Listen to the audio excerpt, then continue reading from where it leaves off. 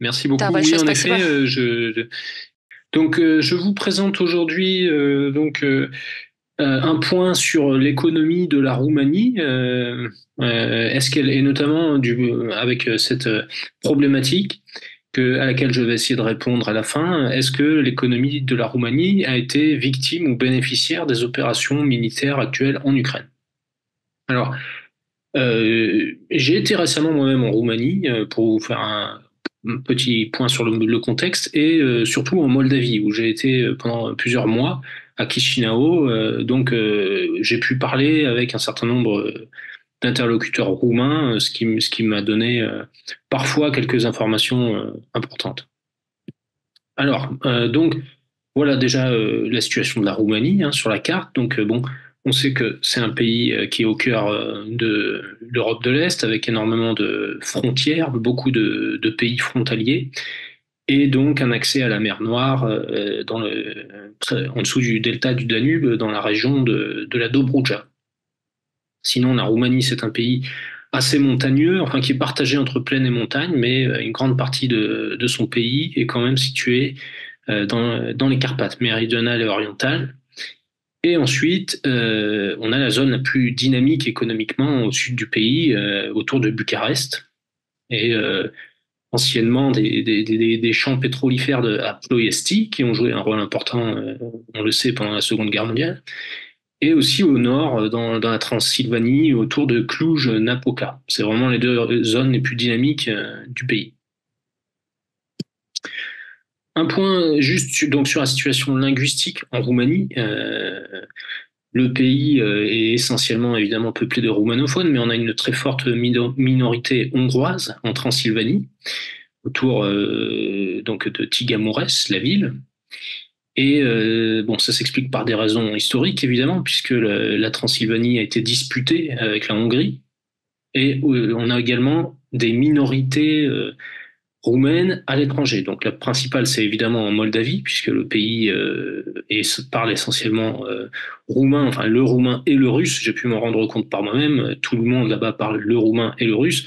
Et bien sûr, en Transnistrie, on a cette partie de la Moldavie qui est russophone, essentiellement. Mais ça joue un rôle évidemment sur la politique et aussi sur l'économie de la Roumanie. On a aussi dans le pays, même si elle a beaucoup diminué, une forte minorité allemande. Euh, enfin, beaucoup sont partis depuis le XXe siècle, mais il en reste encore un certain nombre, près de 500 000, je crois. Et l'actuel président de la Roumanie, Karl Iohannis, est issu de cette minorité allemande. Donc ça joue quand même un rôle. Alors au niveau de la population, eh bien la Roumanie représente quand même quelque chose d'important en Europe, puisque c'est donc le sixième pays en termes de population, hein, après la Pologne, avec 19 millions d'habitants, devant les Pays-Bas, la Belgique, etc.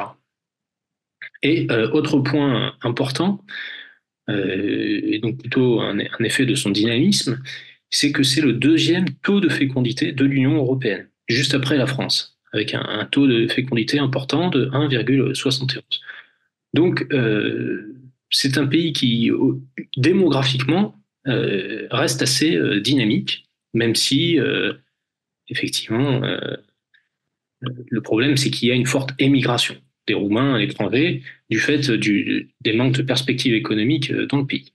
Mais enfin, il faut toujours avoir cette réalité en tête d'un certain dynamisme démographique en Roumanie, relativement à d'autres pays européens. Alors, voilà.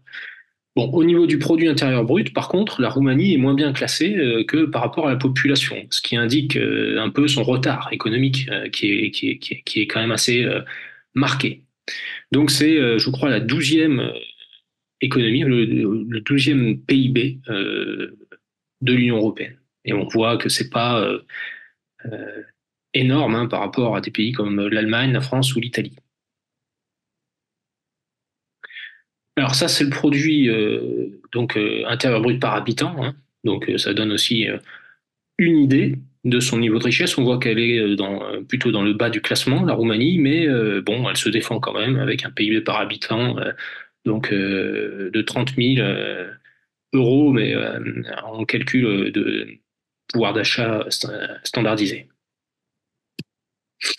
Par contre, elle a une assez forte part de son activité économique qui est liée à l'industrie, plus qu'en Europe occidentale en réalité, puisqu'on a 29% du PIB donc, qui est consacré à l'industrie en Roumanie. Donc, c'est une caractéristique qu'on retrouve aussi en Pologne ou dans d'autres ou en République tchèque. Mais on a une forte part d'industrialisation dans le PIB, dans ces pays d'Europe de l'Est, puisqu'il y a beaucoup d'industries des pays occidentaux qui s'y sont mises, notamment l'exemple le plus typique en Roumanie, c'est l'automobile avec Dacia, qui a été en fait des investissements français de Renault, qui a créé une filiale et délocalisé une partie de sa production et qui a donné un certain nombre de produits avec des innovations technologiques des années 90 qui ont été reprises par Dacia en faisant des modèles peu coûteux. Mais enfin, ça marche assez bien, hein, puisque d'ailleurs, en France aujourd'hui, on voit énormément de Dacia partout dans le pays, hein, et surtout dans les campagnes, et en Allemagne aussi. Donc bon, voilà, c'est quand même un élément de dynamisme pour l'économie de la Roumanie, mais qui a tendance à souffrir actuellement, donc de la concurrence de plus en plus de la Chine, et notamment au niveau électrique. Alors, j'ai mis ça à titre indicatif. C'est les niveaux de réserves pétrolières par pays, puisque donc on sait que donc pendant la Seconde Guerre mondiale, comme je l'ai dit, la Roumanie était un peu une zone stratégique pour récupérer le pétrole en Europe, qui était disputée évidemment entre l'Allemagne et l'URSS. Mais bon, ce graphique montre surtout que les réserves de pétrole en Roumanie elles ont beaucoup décliné. Et donc aujourd'hui, le pays, bon, reste le quatrième réserve de pétrole en Union européenne, mais comme on peut le voir, très loin derrière la Russie et très loin aussi derrière la Norvège ou même le Royaume-Uni. Donc il n'y a plus vraiment cet enjeu de ressources naturelles, mais il y a encore aussi beaucoup de ressources gazières en Roumanie, notamment dans le delta du Danube. Alors, au niveau de l'évolution du PIB, donc là, on a, comme vous pouvez le voir, une évolution qui n'est pas si mauvaise, hein, puisqu'ils sont encore autour de 2% de croissance du PIB. Ils ont beaucoup souffert, bien sûr, du Covid. En revanche, la tendance est plutôt à la baisse, si on prend sur plusieurs années, parce que tout simplement, l'économie roumaine a beaucoup souffert des chocs externes de ces dernières années, et notamment donc de la guerre en Ukraine. Même si elle n'en a pas forcément plus souffert que les autres pays de l'Union européenne. En fait, elle a souffert autant, voire moins que les autres. Comme on le verra, c'est dû à la structure de son commerce extérieur, qui n'est pas tellement connecté à la Russie hein, pour l'instant, mais plus à l'Allemagne. En fait, c'est ça la réalité du commerce roumain. Mais bon, malgré tout, la hausse des coûts de l'énergie, les problèmes de compétitivité, on va le voir, posent des problèmes à l'économie roumaine. Alors,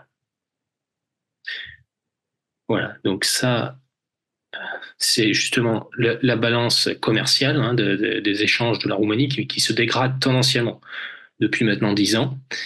Et bon, il y a eu un petit rebond là sur 2023, mais on voit que la tendance est nettement à la dégradation de cette balance commerciale pour toutes les raisons que j'ai évoquées, hausse du prix de l'énergie, compétitivité de plus en plus forte de la Chine, notamment sur le domaine des voitures électriques, et difficulté aussi à faire face à ces problèmes avec les moyens économiques, budgétaires et monétaires de la Roumanie.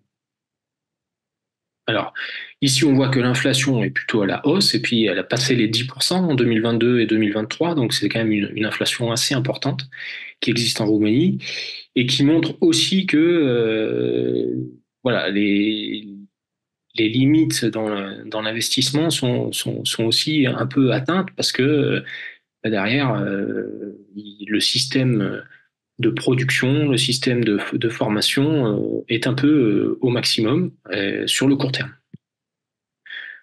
Ici, on a la dette publique qui a elle aussi beaucoup augmenté suite au Covid et qui se retrouve maintenant à un niveau assez important, 50% du PIB. Et donc, ça limite là aussi les marges d'intervention de la Roumanie, alors que donc c'est une économie qui a besoin d'investissement. pour valoriser son potentiel humain.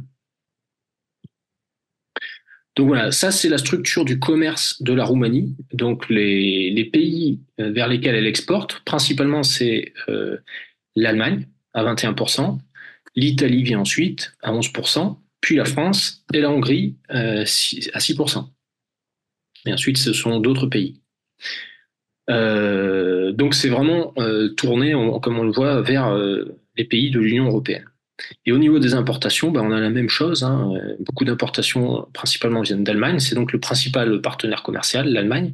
Alors ça s'explique bien sûr par des raisons historiques, hein, mais aussi par des raisons économiques. Et ensuite, on a donc là la France qui ne fait pas partie des pays importateurs principaux. Donc on retrouve l'Italie, la Hongrie et la Pologne. Et enfin la Chine à 6% qui apparaît ici. Alors, un point très important à souligner dans le cas de l'économie de la Roumanie, c'est qu'il y a de très fortes inégalités en Roumanie de développement. Et j'ai pu m'en rendre compte en traversant le pays dans les deux sens, hein, donc je l'ai vu un peu de tous les côtés en voiture. C'est quelque chose qu'il faut avoir en tête. En fonction des différentes régions en Roumanie, on a vraiment des endroits qui sont dans la pauvreté, en fait, hein, tout simplement. Donc, on n'a pas forcément accès à l'eau courante, des choses comme ça. Et, euh, et c'est un peu quelque chose qu'on ne voit pas dans les grandes villes, que souvent, je pense, typiquement les hommes politiques ou les diplomates ne voient peut-être pas, parce que quand on est à Bucarest, on a l'impression d'une ville assez dynamique, en plein développement, et c'est pas du tout le cas dans les campagnes en Roumanie. Et donc, on retrouve ça, j'ai retrouvé dans un rapport de l'INSEE, de l'ambassade de France en Roumanie, qui est assez bien fait, et qui montre les grandes inégalités qui existent en Roumanie. Donc ça, c'est le salaire mensuel brut moyen en 2016, mais par région en Roumanie. Et on voit qu'il y a une grande divergence entre la région de Bucarest et les autres régions du pays. De la même façon, pour les infrastructures. La Roumanie souffre beaucoup du manque d'infrastructures. Il y a très peu d'autoroutes en Roumanie, il y a une autoroute au sud, mais ça ne dessert absolument pas les régions du nord, donc et les routes nationales qui restent ne sont pas toujours bien entretenues. Donc il y a un vrai problème d'infrastructure et qui empêche de valoriser le potentiel humain de la Roumanie. Et ça, on le retrouve là aussi. On voit que l'investissement dans les infrastructures routières, selon les régions, n'est pas du tout le même. Donc en Transylvanie, il y a un fort investissement autour de Cluj, mais que ce soit dans le sud ou dans la Moldavie, qui est donc la région roumaine de Moldavie, hein, non pas le pays Moldavie, les investissements sont très faibles. Pareil, si on prend le nombre de médecins et de dentistes pour 100 000 habitants, on voit que Bucarest a énormément de médecins par rapport aux autres régions qui en manquent beaucoup. Voilà, donc tout ça pour dire que il y a un pays qui à la fois souffre un peu économiquement, même si c'est peut-être moins marqué que d'autres pays, mais a besoin d'investissement pour développer un potentiel humain qui existe et empêcher l'émigration de ses citoyens à l'étranger. Donc, dans ce contexte, le ministère de la Défense, lui, a annoncé des investissements supplémentaires dans l'armée. Le budget de la Roumanie, le budget militaire est déjà assez important, puisque s'élève à 2% du budget annuel.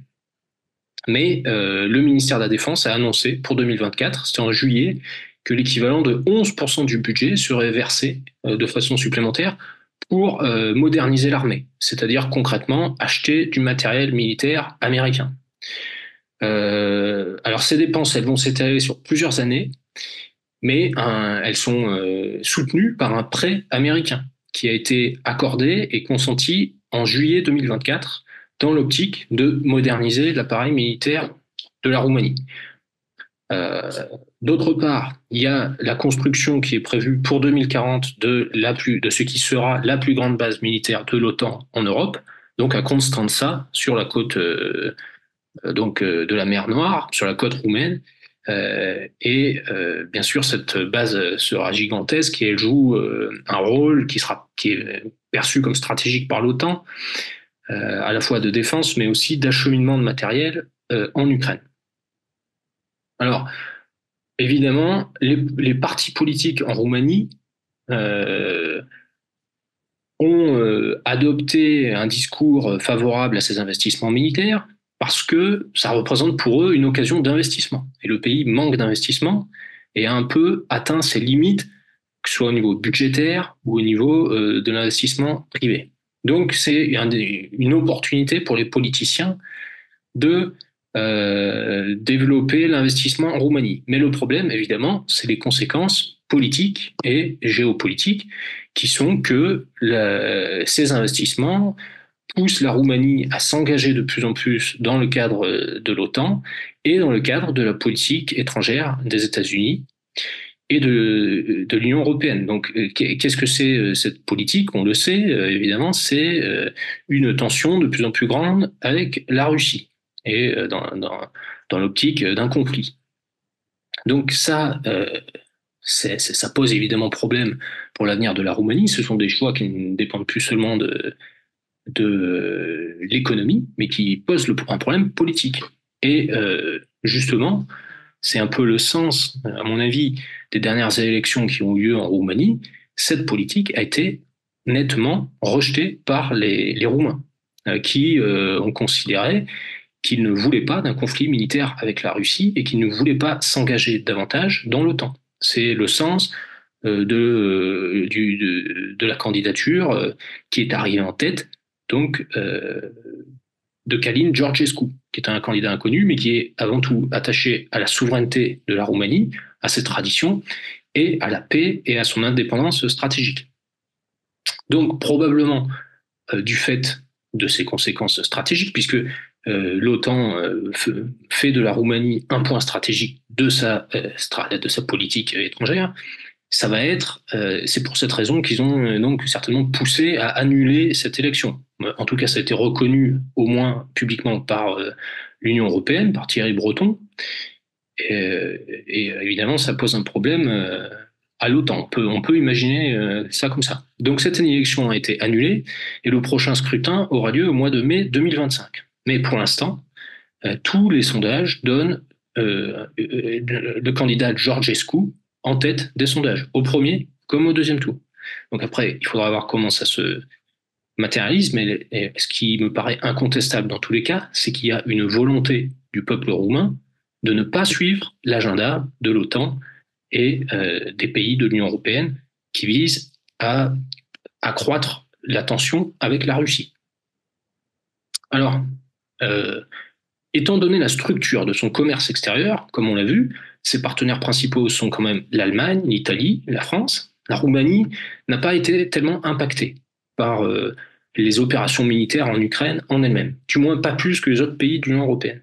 Mais par contre, ce qui me semble clair, c'est que le pays s'interroge fortement actuellement sur les conséquences politiques de ces mêmes opérations militaires et se demande quel va être le destin de la Roumanie dans les années à venir. Donc de ce point de vue, il y a en Roumanie une réflexion, une prise de conscience collective sur les problèmes géopolitiques mondiaux et européens qui me paraissent en avance par rapport à beaucoup d'autres pays. C'est vraiment ce que j'ai ressenti à chaque fois que j'y étais.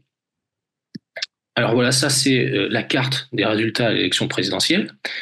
Et on peut voir donc en gris, c'est les régions, les communes qui ont voté pour Călin Georgescu. Et c'est-à-dire, c'est principalement dans les Carpates, dans les montagnes, et en Dobruja, c'est justement autour de Constanța, c'est-à-dire dans les régions un peu périphériques de la Roumanie. Alors en vert, évidemment, on a le candidat hongrois, donc qui se présente aussi aux élections. C'est un vote plus communautaire, mais pour le reste, ce qu'on voit, c'est que les régions les plus prospères de Roumanie, autour de Bucarest et de Cluj, votent pour les candidats plutôt pro-Union européenne, plutôt pro-OTAN, alors que la Roumanie périphérique, des montagnes, des campagnes, vote plutôt pour le candidat souverainiste, Călin Georgescu. Et c'est en fait cet électorat, il faut bien comprendre, qui est majoritaire en Roumanie. C'est lui qui porte les problématiques majoritaires de la population, qui sont, je le répète, le manque d'investissement, le manque, une certaine pauvreté, un décalage par rapport au développement des grandes villes et un besoin d'investissement pour valoriser une démographie dynamique. Voilà. Donc ça, ce sont les résultats de tous les sondages qui ont été faits pour l'élection de mai 2025. Et vous pouvez voir que ce soit au premier tour ou au deuxième tour, que Călin Georgescu est systématiquement gagnant.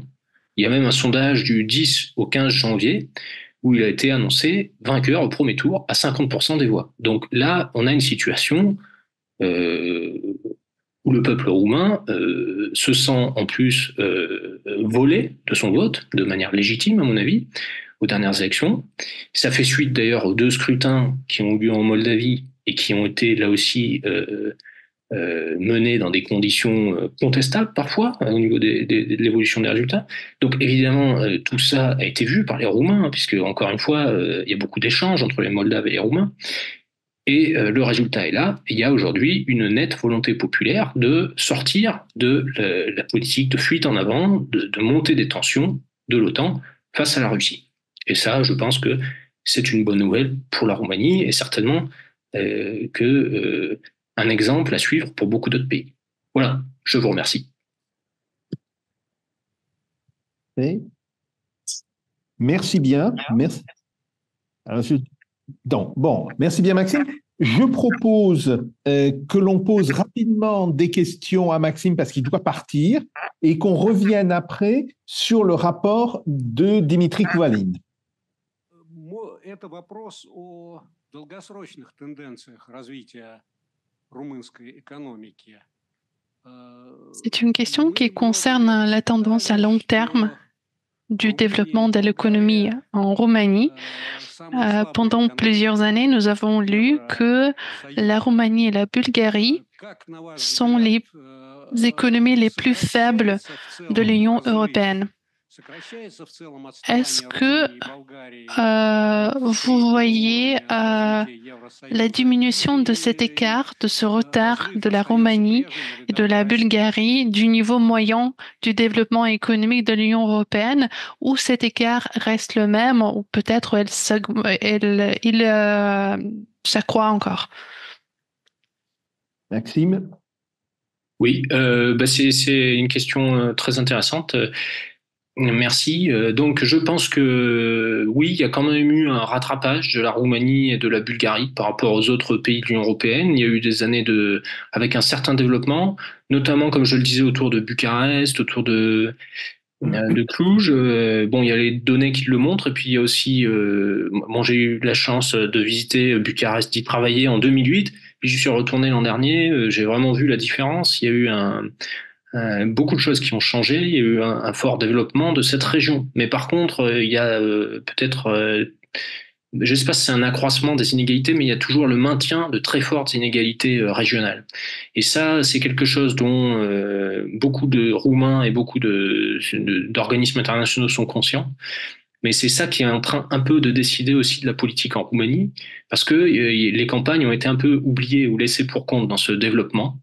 Alors que, encore une fois, je le répète, la Roumanie a un potentiel humain et en gros, elle veut vivre et se développer parce qu'elle fait encore beaucoup d'enfants par rapport à beaucoup d'autres pays. Et donc, elle va changer politiquement pour cette raison, à mon avis.